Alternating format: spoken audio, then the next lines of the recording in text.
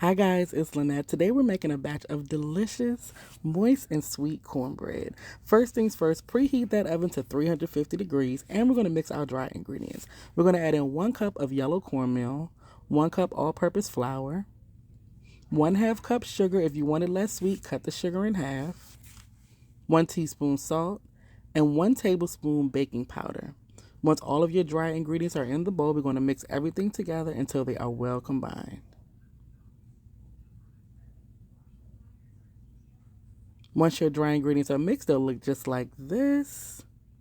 We're going to set them to the side and mix our wet ingredients in a separate bowl. We have 2 eggs. We're going to add in 1/3 cup vegetable oil or oil of your choice and 1 cup whole milk. We're going to whisk all of this together until it's well combined. Make sure you break those egg yolks up. And once our wet ingredients are well mixed, we're going to add our wet ingredients to our dry ingredients. Now, while I was doing this, I was also melting 4 tablespoons of unsalted butter, so go ahead and get that ready too.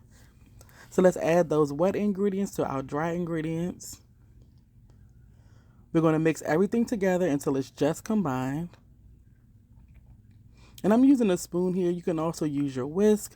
With any type of quick bread, you do not want to overmix. You want everything to be well combined, but you do want to make sure that you do not overmix your batter. That's the key here. So mix everything till it's just combined. Then I'm going to add in 4 tablespoons of melted unsalted butter. So once your butter is in the bowl, we're going to gently fold that butter into our batter. And this is going to add so much flavor to our delicious cornbread. And once your batter is mixed, it'll look like this. And this is the consistency that your cornbread batter will be.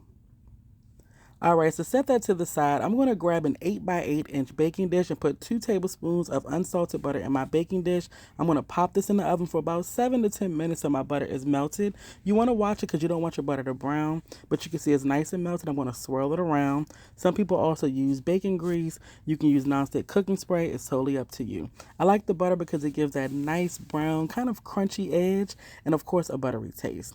So we're going to add our cornbread batter right to that melted butter. And yes, the pan is hot, so you may notice some of the batter may start to cook a little bit around the edge, and that is perfectly okay. So load that batter into that baking dish. And once it's in the baking dish, pop it in that 350-degree oven for about 25 to 35 minutes, depending on your oven. And see how those edges are starting to cook a little bit? That is perfectly okay. Once your cornbread is ready, it'll look like this. I'm going to use a wooden skewer and just test a few places in my cornbread to make sure the skewer comes out clean. That lets you know your cornbread is ready. So it's going to test a few places, just like I'm doing here.